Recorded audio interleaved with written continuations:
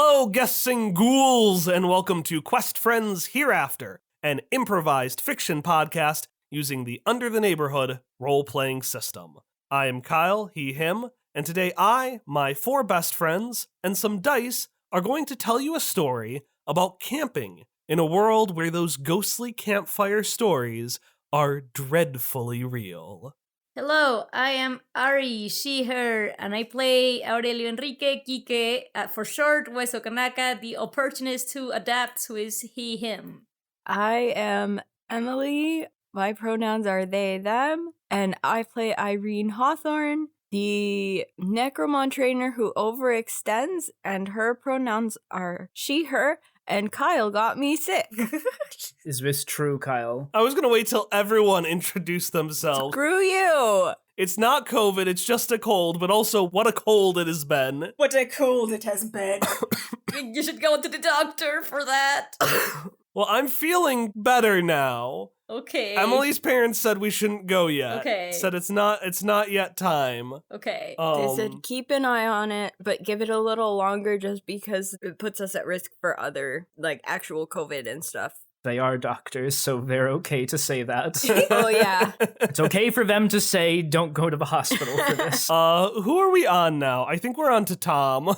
Yeah, I think it is me, indeed. My name is Tom. My pronouns are he, him, and I am playing Hilda Mishkevich, the guardian who plays pranks, and her pronouns are she, her.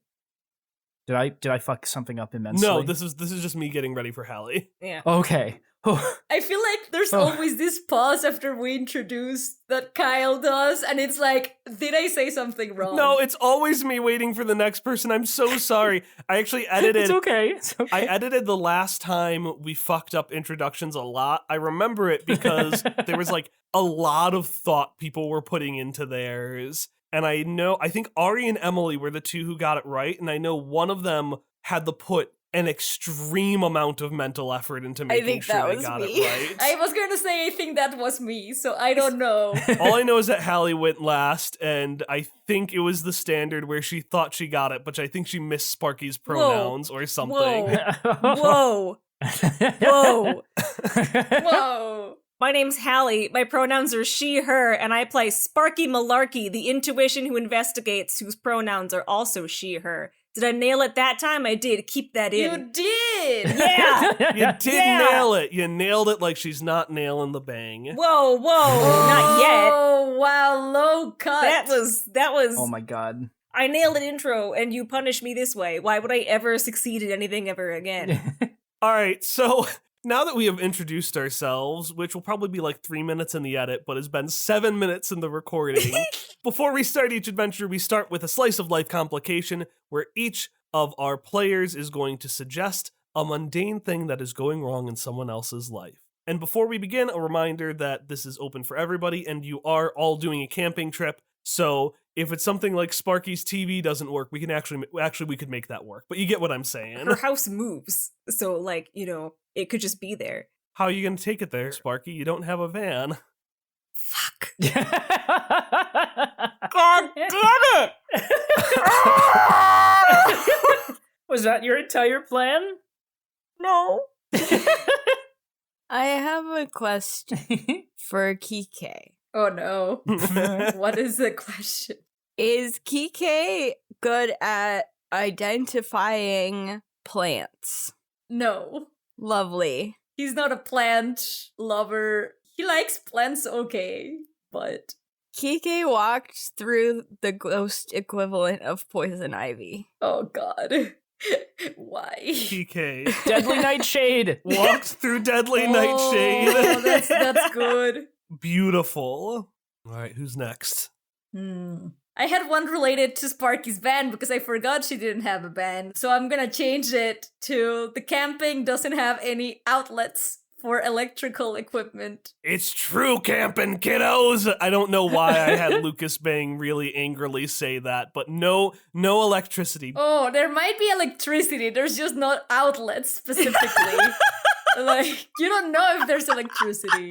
Electricity, no outlets. Did you forget something, Mr. Architect? I have a complication for Irene this fine evening. On the pre-camping checklist at the ranger station, Irene only got a 98.5% readiness. Minor points were lost for, like, slightly inappropriate equipment. Oh no. Like, these shoes, while they technically qualify, are not the ideal hiking boots we would like, or something like that. Or this bug spray is it's not quite in the range that we prefer here. We want to be very careful for the natural environment. I'm just She would be imagining so angry for the entire rest of the trip. I'm imagining Irene like overcompensating by bringing just a giant sack of every single tool that she can. Like, I will have everything prepared. Here's a crowbar, here's a hammer. They're not even camping related tools. All right, and then Hallie, what is your complication? Mine is for, actually, it could be anyone, but I imagine one of the children. Likely Irene, because I think it will drive her particularly nuts, which is that the compass doesn't work, and so the direction of true north keeps changing. Oh my god. It would be so upsetting for her. If it's allowed, I wish to fuse my suggestion with Hallie's. Yeah. Like, that compass is the reason for the markdown. Yeah, I really like the Irene complications. I feel like she did have one before, but I think like this would truly drive her like angry about it. I agree. And I want to see that. Yeah. I like the Irene ones, or like no electricity. I'm sorry, electricity but no outlets. Yeah, electricity but no outlets. I'm fond of all of these, so I am okay with anything. Why don't we just do them all? Like, let's just, We can just say, when we do facts about the camp, that it has no outlets and that it is surrounded by deadly nightshade. I like that. All right. So, last adventure, Kike and Irene teamed up to stop someone who had been stealing Necromon. It turns out that the thief was honestly some 30-year-old who just wanted someone to celebrate her birthday. Rhonda. And the true mastermind was Eduardo, also known as Eddie, one of the Key clones. Meanwhile, Sparky and Hilda did some more investigation into the rutabaga. Because And into that blank, ripped-out page, Oset Scuba gave to Lucas Bang to give to Sparky to give to Hilda. To give to Booker, maybe?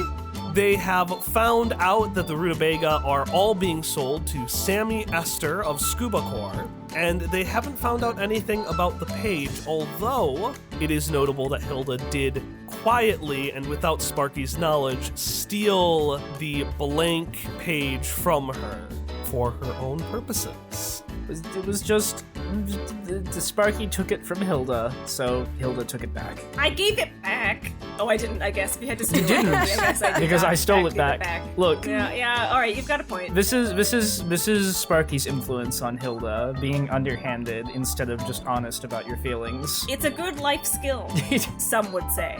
The real big reveal is that, what was it, Out of Time? Is that the name of the short? Out of Time. Out of Time. The only way I remember it is remembering it's a death pun.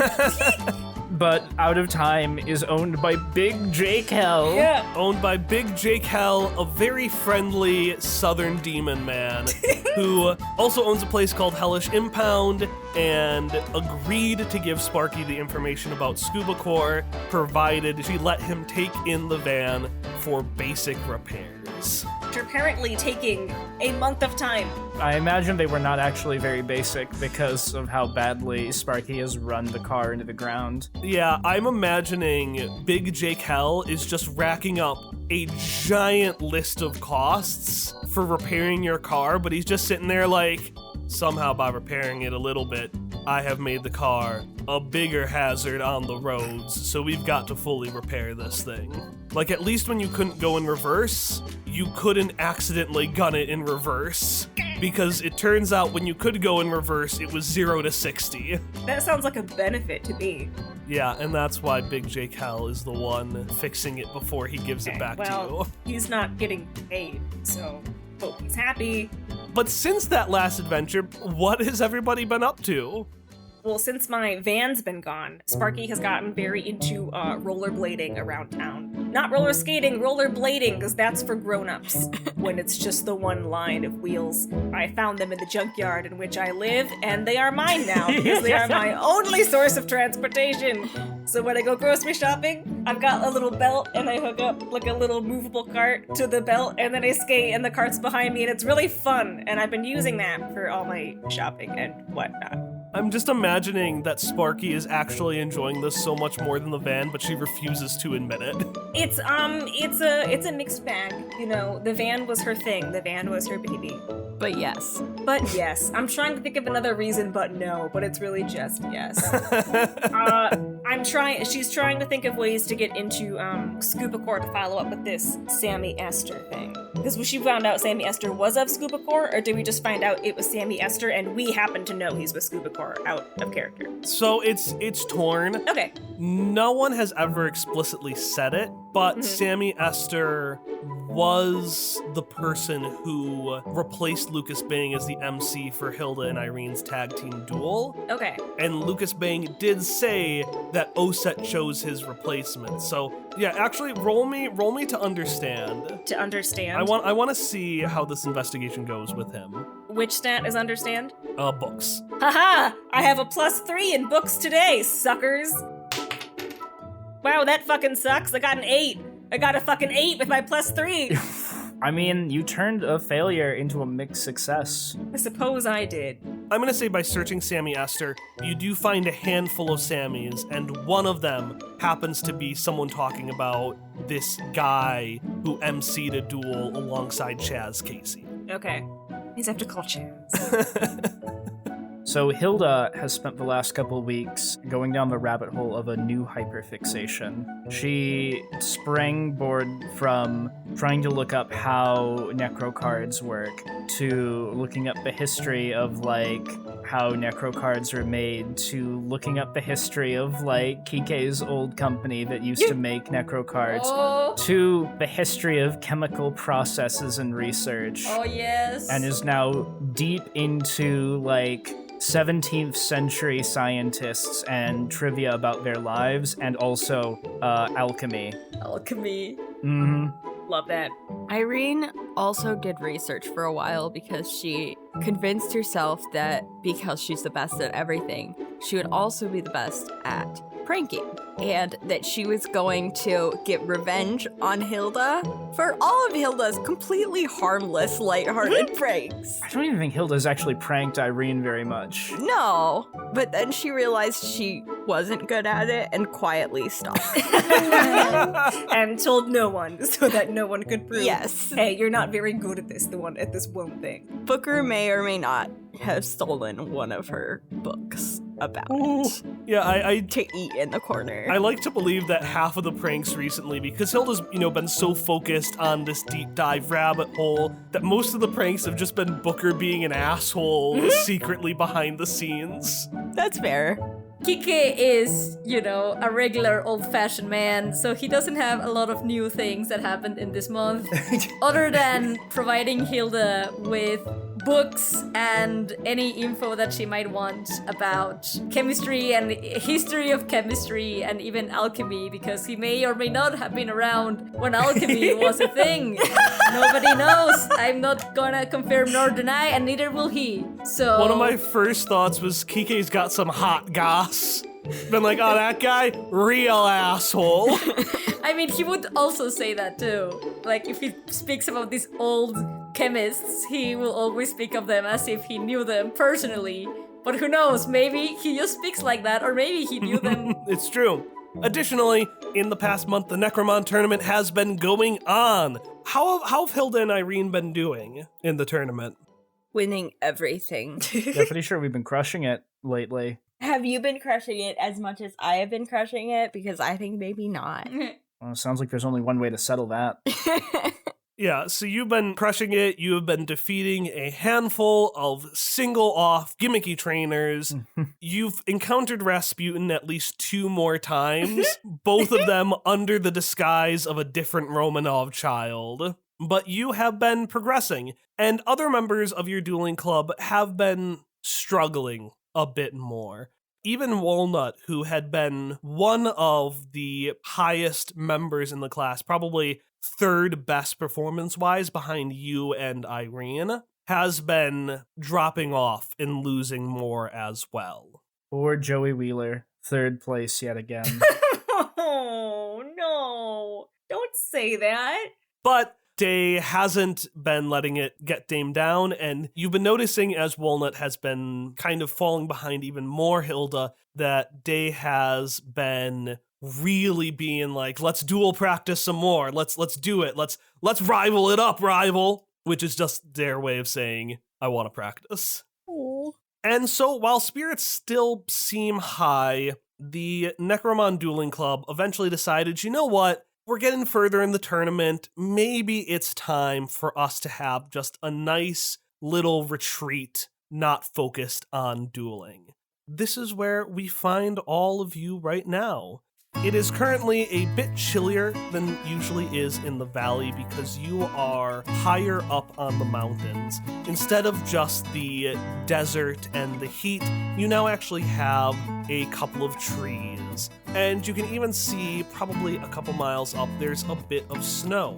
The four of you are walking up, you're making your way to camp. Right now it is Hilda, Irene, and everybody from 6th grade and higher, including Walnut, and even though Freddy isn't part of the group, he's just there.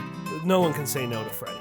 In addition to this half, the older half of the Necronomon Dueling Club, you have got your only 2 chaperones. Only 2? There are going to be some folks at the camp as well, but for chaperones that came from home, somehow we only ended up with Sparky and Kike. Frankly, I can't believe Sparky was even approved to be like a person. Same. Yeah, so how did this come to be? I feel like this was probably Alina. Probably like, Sparky, this would be so good for you. I have an opening at this camp that I'm involved in for some reason, because I'm involved in literally every event that happens in this godforsaken town. Oh, you don't know how she's involved with that camp. Don't say that. Yulia just got a big smile in the corner when she realized that when you were talking to Alina. So Sparky was pretty not okay with going, and then Alina was like, oh, well, Lucas Bang is chaperoning also. And Sparky was like, I'll fucking do it. So here she is with all these kids she doesn't like, except for one. So for me, there's 2 possibilities. Is it all the grades? So like, is Yunwen going to be there or not? It is specifically 6th grade and higher. Okay. Ariel is actually leading the part of the camp for the younger kids, and they're going off someplace else to like this littler kid friendly camp. Okay, then I have another suggestion. I think he accidentally got roped into that. Like, he probably went to the school at the wrong time to look for Hilda, trying to give her another ancient alchemy book for her to peruse. And so he was just like, oh, I'm looking for this kid, whatever. And they were like trying to find another chaperone. And then it was like, perfect. We need somebody for this specific grade. You're looking for a kid of this one grade. So come on in. And he just couldn't at that point say no, because it was just too fast for him to register what was happening. He still has the book. He hasn't been able to give it to Hilda yet. My thought was you run into like Mr. Jimothy, who's just like, yeah, this is great. We need another person for the school tour. I can't do it, even though I'm the head of the club or whatever. I forgot what he sounds like. Yes, I love it. I adore it. Yeah, so this is where you all are. A gaggle of teenagers. A woman who wishes she still was one. And a skeleton. And you're currently climbing the rest of the way up to camp. If I assume like they're in a line, Kike would go to the opposite side of where Sparky is. Like, you should take that side. I will take the front. And that is the way that this works. And hopefully Hilda is on the front so he can give her the book. Whoa. If we're splitting sides, I'm taking the side with Hilda on it. What do you mean taking this? Hilda's my protege. There's plenty of times for me to give Hilda this book. It's okay. I am not fighting battles in this manner. Wow. We're somehow in the same location at the same time. It's not ideal whatsoever, but, I pick and choose my battles, and this is not one of them. Yeah. And I'm gonna go to the back. Yeah.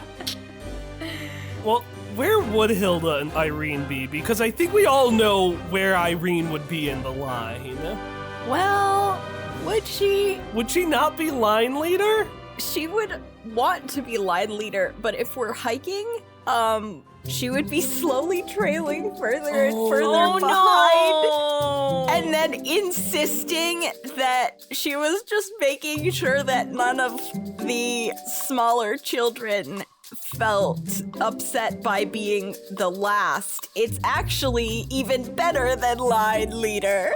Hilda would have started in the middle of the pack, but not like actively following like a clear line, because these hikes immediately devolve past that. Yeah. But upon noticing Irene lagging, would have attempted to very casually lag behind, like as if she was slowing the group down instead of like falling back to walk alongside Irene.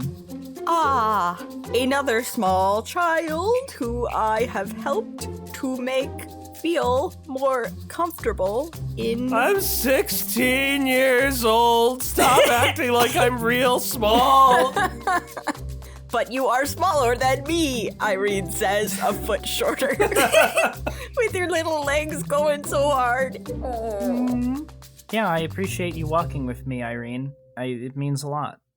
Irene doesn't know how to respond to that. And so she just she turns slightly red because it was something that was actually nice. But also she's embarrassed that she doesn't know how to respond or can think of a snarky comeback because it was just genuinely really nice. Oh, are the two champions discussing strategy back here?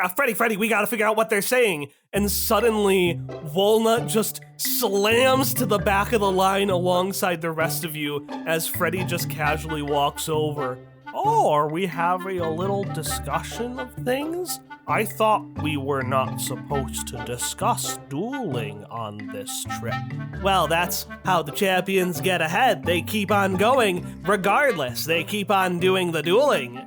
Actually, we were walking in very solemn and mature silence. But you guys can join us if you want. Silent, mature silence? Yeah, we can do that. Irene turns wide-eyed.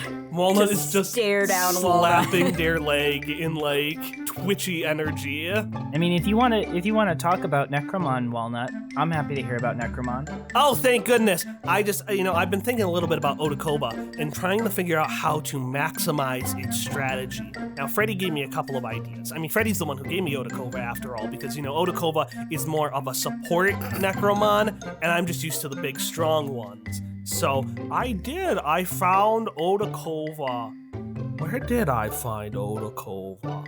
And so, yeah, the two of them start going off as Kike and Sparky, you notice the line, which was like going back and forth, is now suddenly shifting just ever so subtly into a horizontal line as everyone marches side by side in this back row. Oh god, oh this is gonna be. We're just a clump on the trail.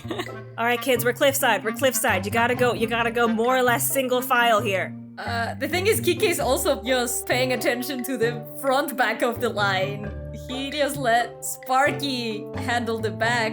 Kike's trailblazing. There's always the couple of kids who are just speeding ahead of everyone else. Oh yeah, you gotta rein them back a little bit. For sure. All right, Sparky, roll me convince somebody. I want you to do books, since you're trying to convince them with facts and logic. That being, if you get too close to cliff, you fall, and that bad. Falling is bad, kids. 10. Nice. Yeah, the kids start slowly moving back to single file. I am so good at camp counseling. Kike! You see how I got this line straightened out back here? I'm sorry, Sparky, I can't hear you over how good I am at figuring out where the camp is and leading the kids along while not letting them stray too far from the pack.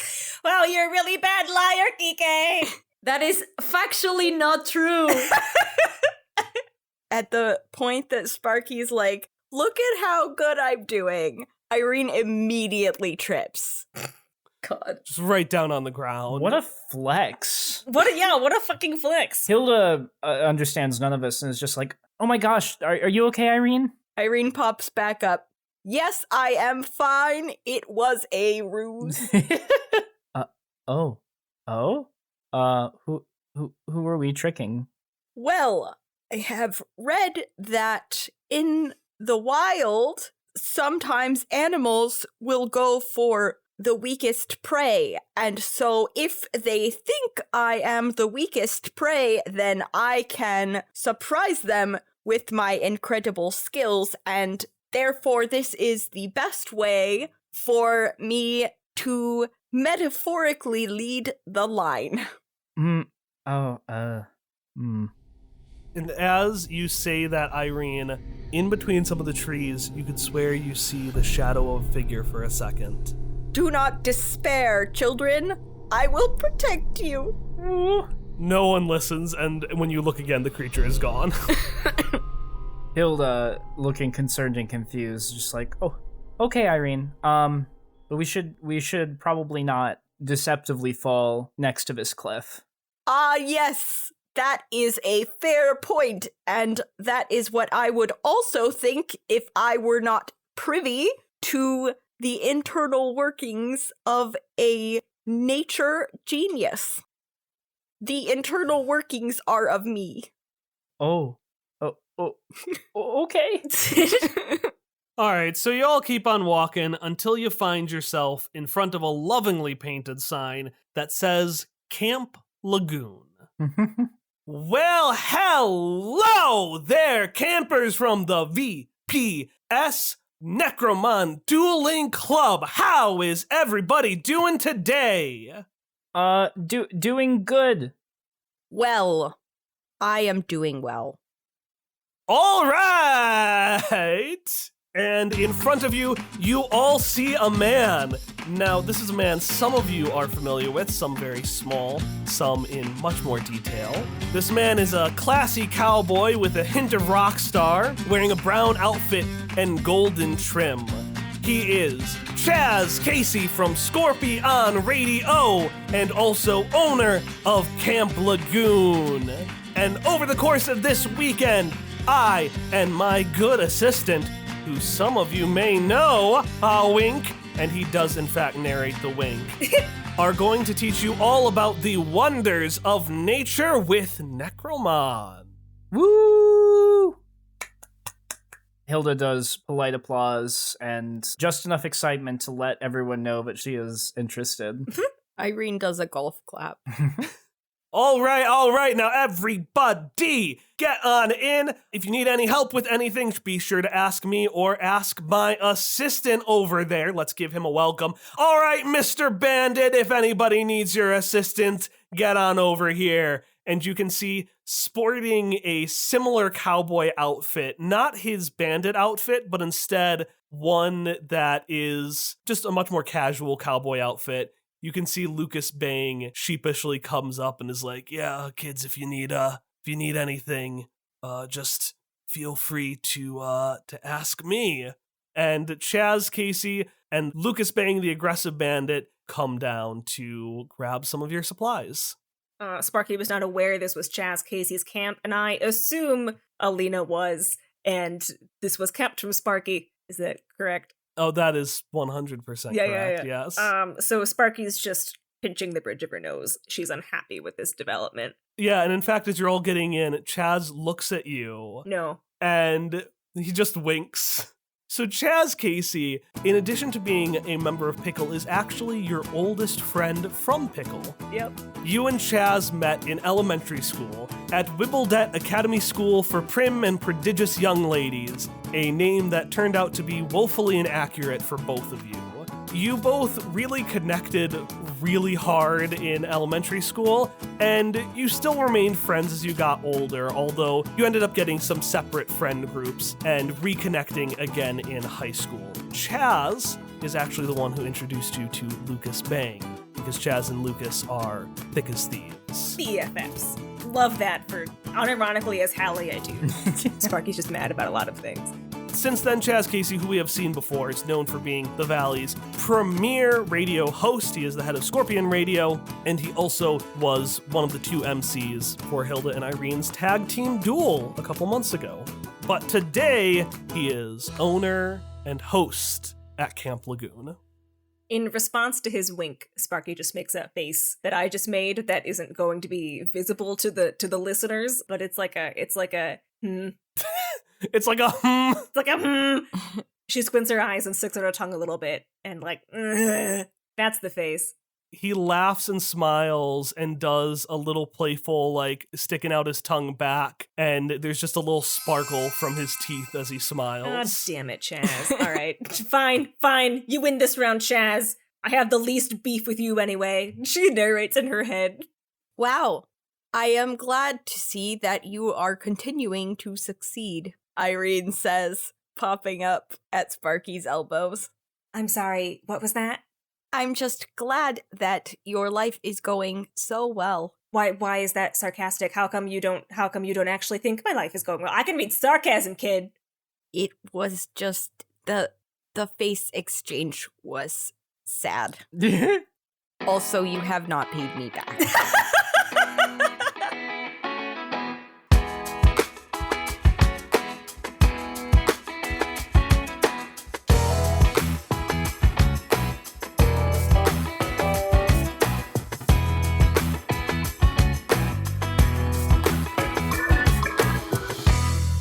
Well, hey there, campers, and welcome to the announcement break. I got a couple of stuff for you today, but before I get started, I wanted to quickly refresh everyone on the reference that was made with the money joke, because it comes up a few more times. Irene asking for money calls back to when she lent Sparky money back during Bang Bang, the movie theater episode, in order to get into the movie. This reference was an old and small enough one that I figured it was worth mentioning, since at the beginning of each adventure we don't do previously on segments. Which, speaking of, I'm still kind of deciding whether or not I want to add them once this first arc, the Necromon Championship arc, ends, because we're starting to make more and more references. I'm thinking I'm going to do it, but if you have any thoughts, feel free to let us know. All right, so the first thing I got to mention to you today is something I mentioned the past couple of weeks. We are coming up on our 5-year anniversary this Sunday, September 25th at 7 p.m. Central U.S. time. I and other members of the cast, hopefully all of them, but we're kind of playing fast and loose with it, are going to be doing a 5-year anniversary stream over at twitch.tv/questfriends. Where we're just going to play a bunch of fun games together for you all to enjoy. So we'll probably do some Quiplash, we might do some code names, we might play some Channel A, or maybe even design a new shirt using TKO. We're really, again, it's supposed to be casual and fun, just a celebration of half a decade of Quest Friends. So if you'd like to join us, again, we are streaming that on September 25th at 7 p.m. Central Time at twitch.tv/questfriends. In addition to that, I want to talk to you all about another show today called Eidolon Playtest. Eidolon Playtest is an actual play podcast playtesting a game created by 2 of its cast members. The game is called Eidolon Become Your Best Self, and it's inspired by anime like JoJo's Bizarre Adventure and JRPGs like the Persona series, which is one that is near and dear to me and all of the cast members' hearts. If you're missing the more over-the-top, exciting anime power stuff that we had in our first campaign, Eidolon is exactly the kind of game you want to check out, and so is the show. So let's talk a bit more about Eidolon Playtest. Throughout the summer, they've released a number of short-form minisodes to give new listeners, like yourselves, good jumping-on points.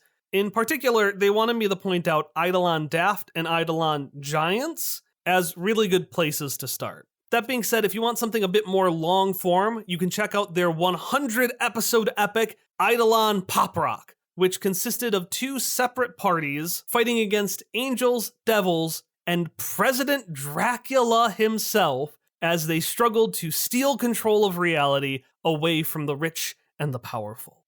Or, if you'd like something new, on October 3rd, The show will be starting its next season, which consists of 2 campaigns, Eidolon Disco, and this is the one I'm really excited for, Eidolon Ska. Both games are about teenagers exploring the mystical secrets of their small hometown, with Disco taking place in 1979 and Ska taking place in 1999. You can find Eidolon playtest at audioentropy.com, which is in the description, or you can just search Eidolon playtest, that is EIDOLON, and then playtest on whatever podcatcher you use to listen to this show.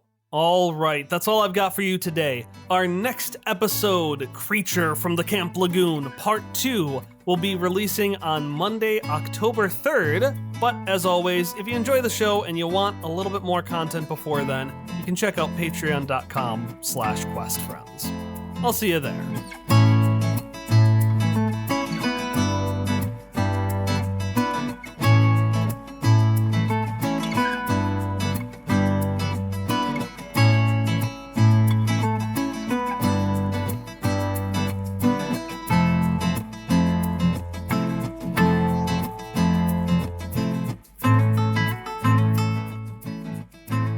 Before we go into what you're going to do at Camp Lagoon, I would like everyone to give me one detail about the camp. I'm going to start with some of the things we know. It is owned by Chaz Casey. It is up in the mountains. It has electricity, but no outlets. And it is surrounded by deadly nightshade. The name of the camp has lagoon in it, right? It is Camp Lagoon, yes. It is Camp Lagoon. Well, I will say that there may have been a lagoon at some point. It's unclear, but right now, there is no lagoon. There's like a big hole, but it's all muddy and dried up. Damn it. Maybe that was the lagoon, and that's why it's called Camp Lagoon. But it doesn't actually have a lagoon, which is misleading currently. My detail is that the main campers are to set up their tents in a circle around the main camp-like clearing area. So, like, the deadly nightshade is the ring beyond the tents. And then the chaperones have a little camping square that's off to the side for setting up their tents. Kike would set his camp close to all of the campers so that he's not in the same square as Sparky. And Chaz loves that. When he sees you put down your tent, he actually walks up and he says, I'm loving your initiative, man.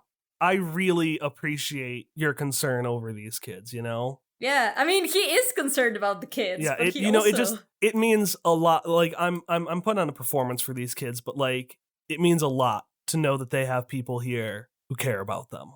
Yeah, absolutely. I do care for these kids, and I would rather be with them than in that square over there, you know? Yeah, I care about those kids. Yeah, what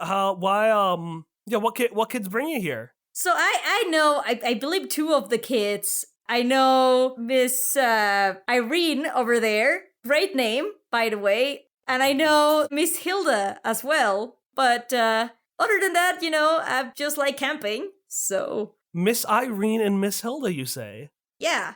They've been doing great.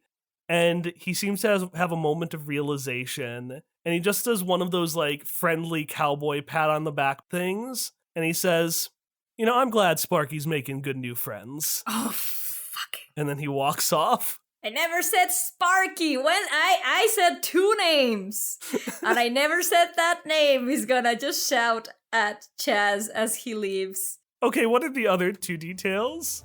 Well, mine was gonna be boats, but then Ari was like, there's no lagoon. There could still be boats. There can still be boats. Yeah. I would like to I was gonna say, I would like there to still be boats for this waterless camp. There are some canoes, there are some paddle boats. There they are, nearby. There they are. For all your non-aquatic travel needs. All right, and then Emily.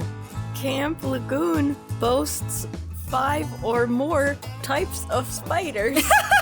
That's more than any other spiders. Children's camp spiders in the whole valley. Jesus Christ. 5 or more types of necro spiders. Which is why we thought you kids would particularly love it, because while our lagoon may be dead, we are actually near the site of a Necromon oasis. Necromon oases are terms for where more Necromon tend to appear. So Necromon tend to appear at these points and then filter out to the rest of nature. So we thought this was a great opportunity for you to kind of see all of the Necromon, most of which are spiders. Almost all of which are spiders, which is probably why Maybelline didn't want to buy this place. But they are exciting spiders. Yeah, so what kind of camp activities are we doing? Hilda is setting up a tent. She's doing it very, very correctly because Irene is going to be watching and she needs to be impressive. And as a result, she indeed has a mallet for hammering in the stakes, which, fun fact, I didn't have on my recent camping trip. Oh, that's the thing you should have. Yeah. Or you can grab rocks too. That's what Kike would say to people that don't bring that. So a mallet for hammering in stakes, like she's read the instructions already of how to set up this tent. Like she is prepared. Oh, that would have been a really good complication now that I think of it. Like prepared for the wrong kind of tent. Actually, no, I'm doing it to myself anyway. I don't even care. I'm taking the initiative. Hilda has prepared so long to make sure that she knows exactly how to set up the tent, but she got assigned a different tent. She has no idea how this specific tent works. And initially, at least, she is too afraid to ask. Well, it ties with what I was gonna do because Kike was going to be just walking around, helping kids setting up their tents and figuring out, because fun fact, he's something of a Boy Scout himself. I mean, we know he's good at knots. We've learned that for sure. It's true. And I guess I want to use my adapt thing to say that my skill for this adventure is just camping and all of that stuff. Camping. Yeah, camping. Camping. You are master camper. Master camper. And so when noticing that Hilda doesn't know how to set the specific tent, he would absolutely just help her because he brought all of the necessary extra equipment for any kids in need. Thank you, Mr. Kanaka. No problem, kid. This happens all the time, you know? Is this your first camping trip? Well, not my first camping trip, but first one here at this school with these people. Ah. All the others were with my mom's. Well, if you need anything, you can always come and ask me. By the way, speaking of needing things, I have the book that I told you, that about alchemists of the 17th century and before. Yes, excellent. I'm really excited. I really wanted to read up about Flick. He's gonna like groan at that, like, Flick. More like Schmick, he's gonna say under his breath, but then he's going to like be like, yeah, he was a cool guy. Sometimes. Terrible at poker, I've heard. Hilda is listening in rapt attention. Meanwhile, Sparky, Chaz has directed you to help some of the children, and conveniently... Damn it! Actually, roll me a flat d6. A flat d6, just one? Mm-hmm. 6! Okay, you get to choose whether you were directed to Walnut and Freddy or to Irene. Is Irene struggling to put up her tent? It is deceptively correct. What? Don't worry about it. It looks like it's set up right. I want inter-party interaction, so I'm gonna go for Irene. And, are you having trouble with your tent, dear? Irene stares at you. So you don't need help then? I do not need help. If you need the correct word to clarify, I am doing it perfectly. Out of curiosity, does her tent look comparable to other kids' tents who are clearly doing it correctly? It looks, as Emily said, deceptively perfectly done. Okay, so I'm deciding whether Sparky wants to prove this isn't a good tent by messing with the tent somehow, but I don't think she would go that far. So, in response to Irene saying the tent looks perfect, Sparky will say, Is that what Elliot would say about it? Irene looks like you could not have possibly said anything more offensive. Good. Excuse me? Yeah, I figured out your brother and sister. That's because I'm a really good adult investigative reporter. Well, it's not like we hide it. And you know what? Actually, a lot of your attitude makes a lot of sense. Excuse me? No? The answer to that is no, we do not have the same attitude because I am a decent human being and not the worst. Oh, no, you misunderstand me. It's not really hard to be better than Elliot, which I'm not saying you aren't. You're better than Elliot.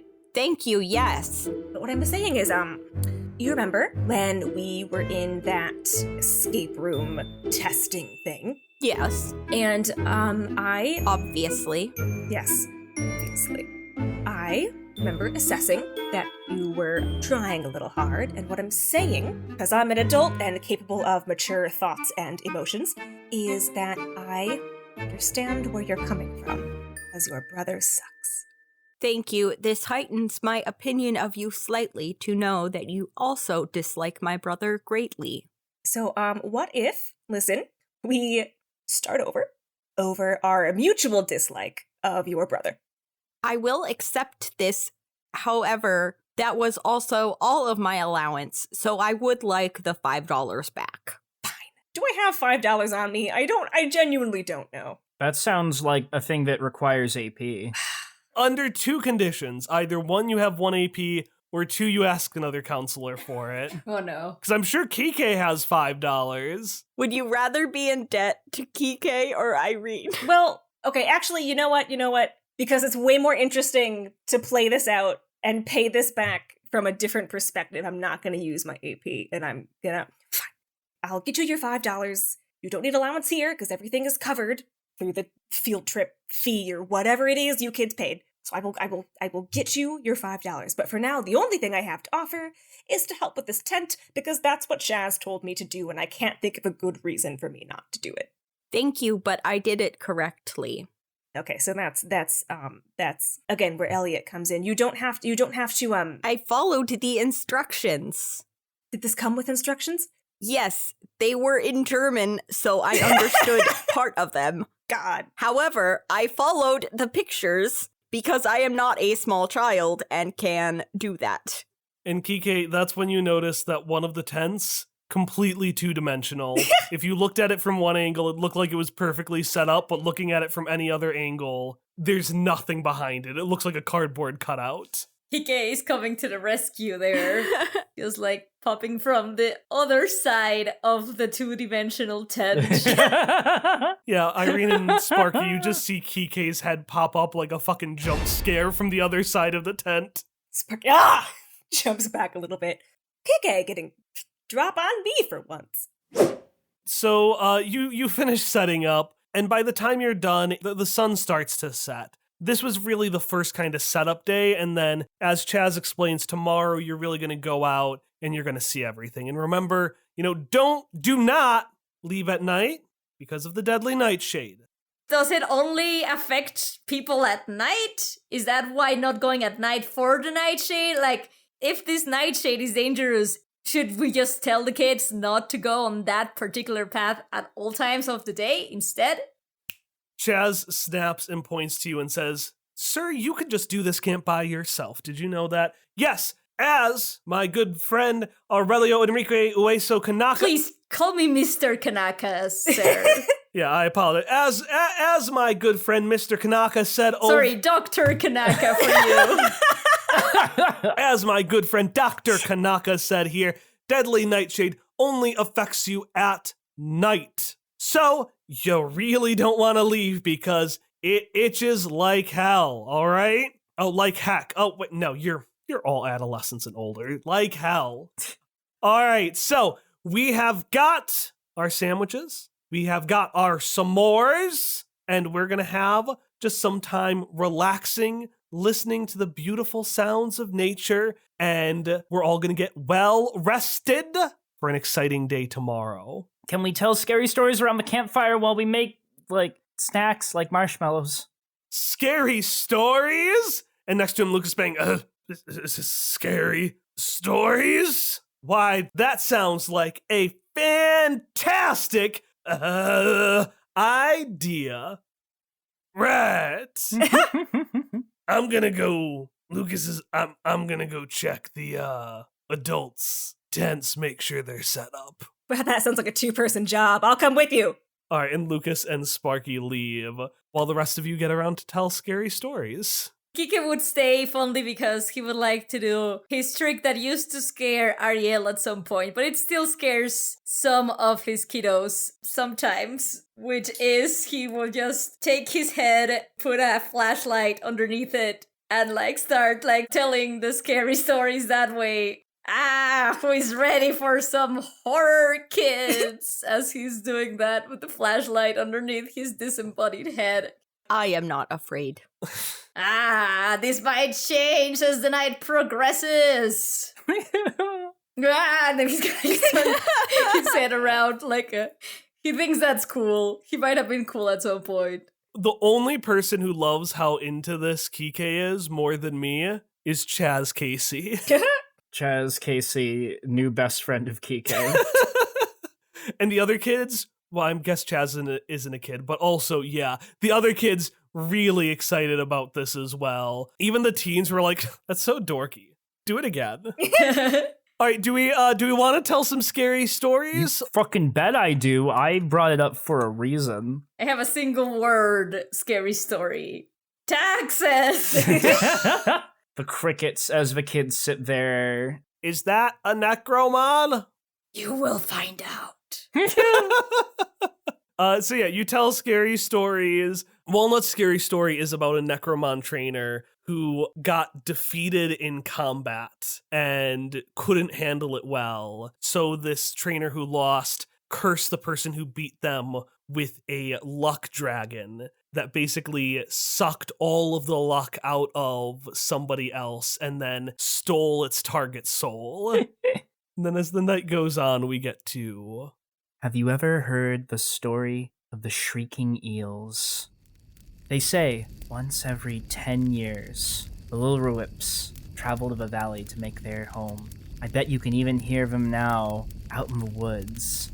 And for dramatic effect, some Lillerwhip necromons do their distinctive whip-poor-will, whip-poor-will, whip-poor-will. Oh, that's cute. Yep, there they are out there now. So it's about that time again. Long, long time ago, way up on the edge of a valley, there was a drying, dead old pond or lagoon. Not very different from this one. A bunch of kids decided to go up there, as a dare, to see if they could find out who would reach the bottom. Because, supposedly, travelers in the valley had dropped some treasures in there when they were exploring the lake, and it sank down never to be seen again. When they got there wasn't a whole lot of water, so they thought, we can make it down. And they kept going deeper and deeper out there. But something was a little bit off. There was something watching them from the side of the woods. One of the kids saw big glowing eyes. From what? They couldn't tell. They were just out there and then gone the next minute. And then another kid, while they were wading in through the mud, heard something else underneath.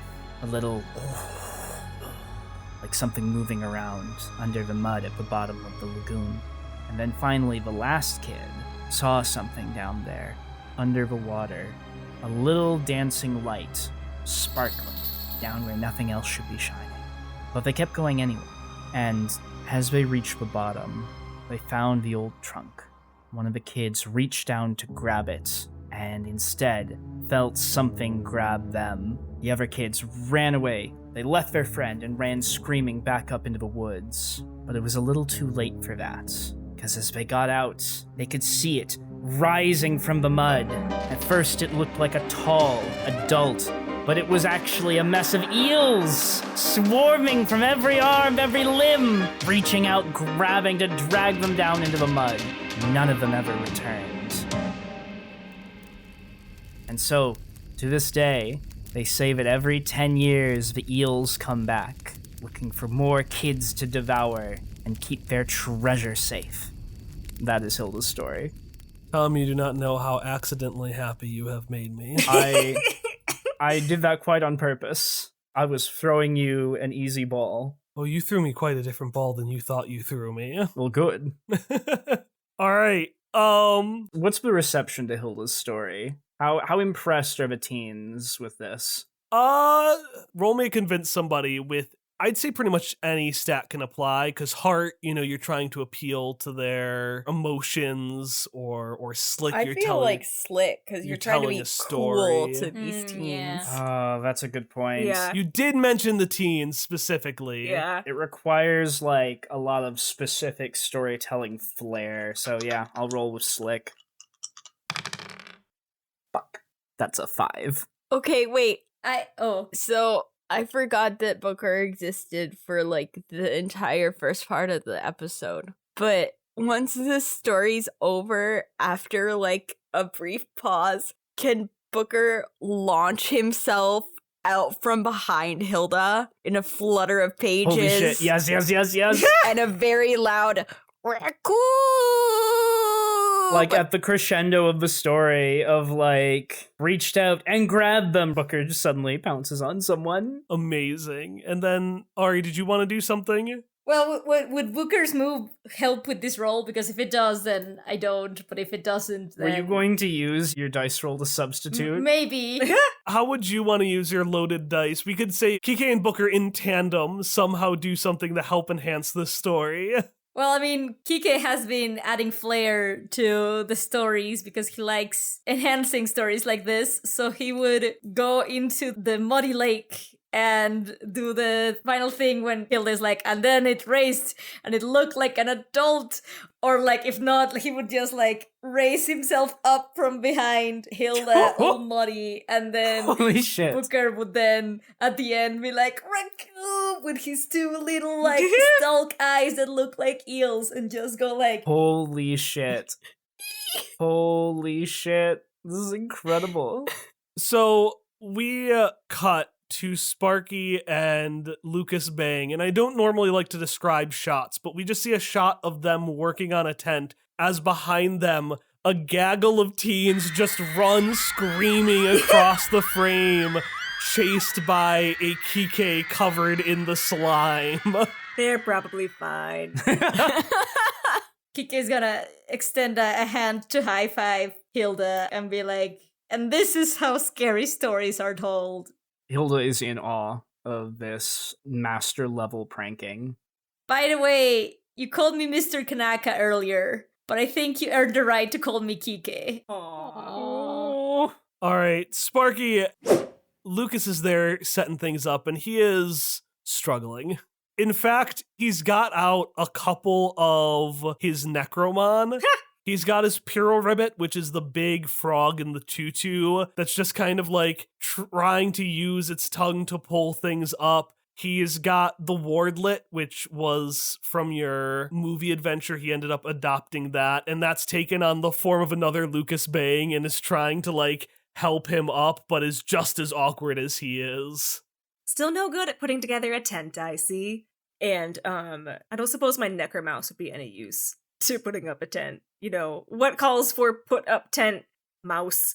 I feel like a Necromouse would be good at helping, like, snap things. This could work. Yeah. I'm gonna do it. You know, I have a Necromon now. Oh, that's nice. Yeah, it's a rat mouse. It's a mouse. I can get it out of the card by Sparky doesn't know how to do the card thing, even though she's probably seen Hilda do it enough times for her to know, so she, I throw it to the ground. Does that work? With 2 fingers. It gets stuck under the carpet. Fuck! Or, not under the carpet, under the tent. Okay. AstroTurfed all of it. And Lucas is like, oh, no, it's, and he reaches under and he grabs the card. He says, it's not about how you do it. It's all about the connection. You're basically asking a friend to arrive in a time of need. Oh, so it's just hoping it'll show up then. Well, it's when you have friends you can really trust. It's not hope, it's faith.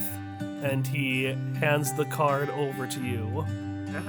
I take it back, and thinking of all the times that she she wanted to get the gang back together to do exactly what the gang used to do in high school, you know, not like the book club socials that Alina invites her to all the time, and the other like normal things that the other friends who have gotten on with their lives are doing. She thinks of all the times she's been betrayed by things not being exactly the way they were in high school, and how her friends haven't actually been there for her while she tries to do the mouse again. But while she is trying to do the little throw again, I kind of think faith and hope are the same thing, but okay, whatever you say.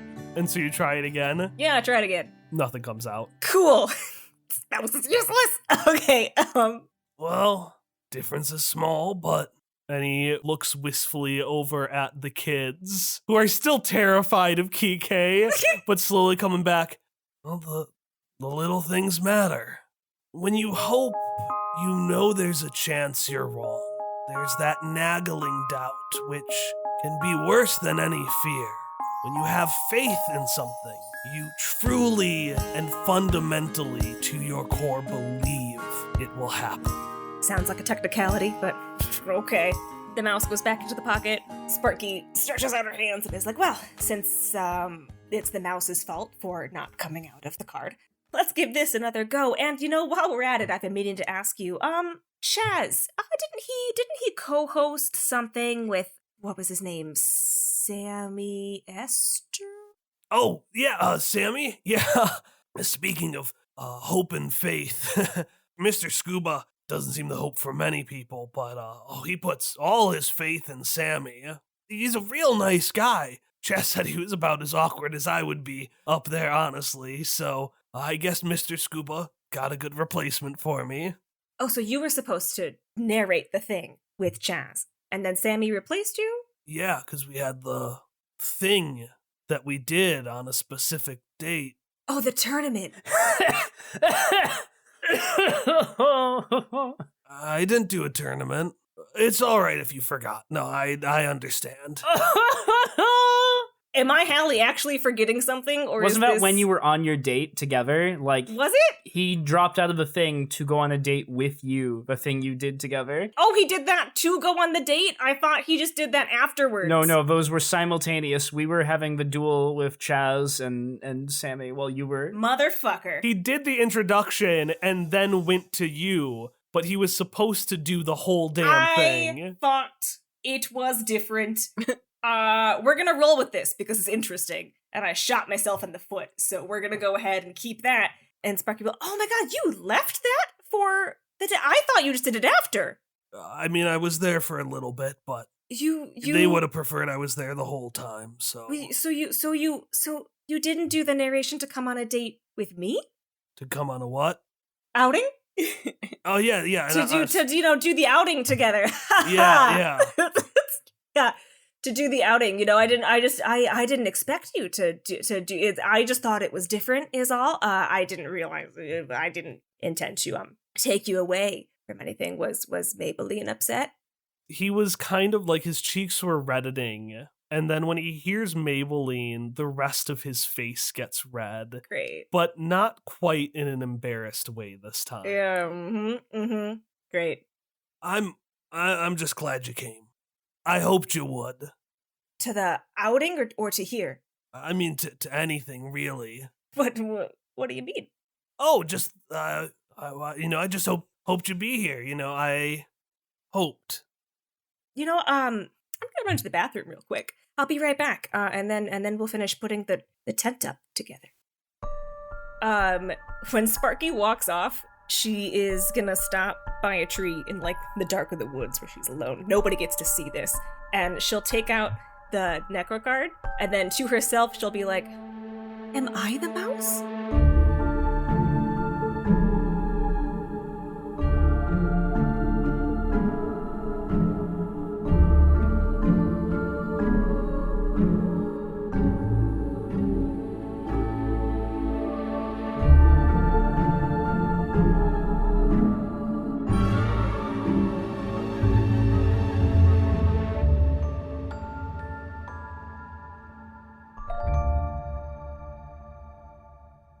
They are doctors, so they're okay to say that. Oh, yeah. I also couldn't say it because I would be another type of doctor Probably by the time this is released, I think. That's true. Do we need to introduce you differently? We might need to introduce you as Doctor, No. actually. August. Yeah, this will be in September. So we'll be a month late. Oh boy. I would be flailing at my new job when I listen to this. Yes. Yeah, you will. Yeah, you fucking will. Yeah, so this is where you all are. A gaggle of teenagers. A woman who wishes she still was one. And a skeleton. Oh, wishes she was still a teenager. Okay, I was like, no, she's still a woman. What are you talking about? Yeah, that's also what I thought you said, and I was like, wait, what? It's not actually dangerous, but I just want to say that as they're evening out, Irene trips forward slightly. No! I was just hoping to scare Sparky, not make you feel bad. You're gonna do both. Because Sparky hates you, like, a lot, but she's not gonna let you, like, she's not gonna let this child struggling to keep up with everybody. I mean, I think her natural instinct would be to help you out. What was the name of like the camera spiders from our non-recorded? Those ones were just little spiders called piters. All right. We know that they are poisonous, but not venomous. So you're fine if you don't eat them. And they were like Ripid or something like that for their voice. Ripid. Oh, Redip. That was it. Ridip. I just wanted to bring them back. I was real excited when I heard we were bringing back some spiders. Yeah, you scare everyone. I would say the only person who is relatively unfazed is Freddy, because Freddy is an enigma who does not follow regular human conventions. Freddy's just like, oh, that was scary. It definitely didn't work on Irene. It worked on Irene. Holy shit. Irene just doesn't run when she's scared. Irene's fight or flight response is just a fight response. Yeah, we then see Kike get fucking knocked over by Malaya. Ooh. And do you go down to work on it again? No, I just stand there looking at my failure. Well, I'm gonna punish it even more. He's gonna go Wow. down and he's gonna say, well, I'll try again. And he goes down and he sets his hand down on the tent to go grab it. And part of you wonders, if you had gone down as well, would you have had a cute hand-touching moment? But the thought is gone as he continues to work on the tent. No, it's not. It's not gone. That's gonna haunt her the rest of this episode. It's gonna haunt me the rest of this episode. Fuck you and your hands and your hands. I'm not gonna remember any of this session. So far, it's just Irene bullshits, so don't worry. Okay. Emily, high on fever, bullshitting as Irene. Beautiful time.